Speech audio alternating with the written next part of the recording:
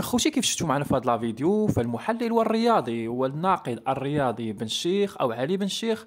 لما كان في موضوع اعلامي حول من هو المنتخب الافضل، واش المنتخب الجزائري او المنتخب المغربي، كان واحد الرد ديالو خطير جدا، واحد الرد رائع اللي مبني على واحد المنطق رياضي، وقال بانه المنتخب المغربي هو افضل من المنتخب الجزائري.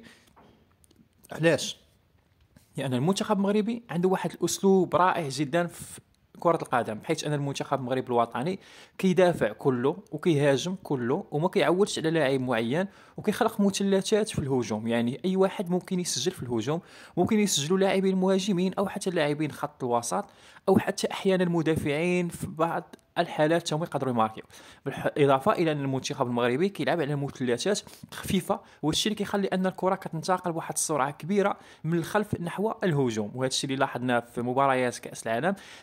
لاحظنا بانه كيفاش الكره كتنتقل من عطيه الله في خط الدفاع الى الهجوم عند املاح في وسط الميدان، ثم المرور او وصولا بزياش في الهجوم. المنتخب المغربي الوطني عنده واحد ستيل دو جو انه ما كيقيسش الكره بزاف، ما كيعلقش الكره، ما كيبقاش يراوغ دوتوش او طرواتوش دوبال دغيا الكره كتطلع من عند بونو كتوصل للشبكه.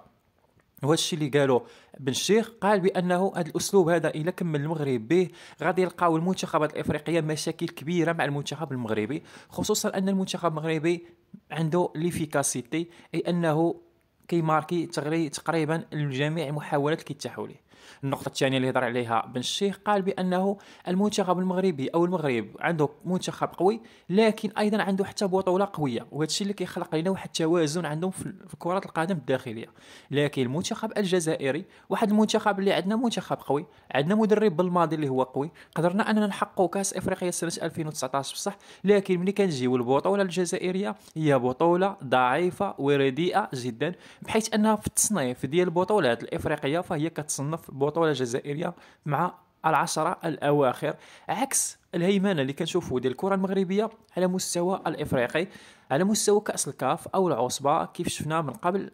أو حتى كأس السوبر. خوتي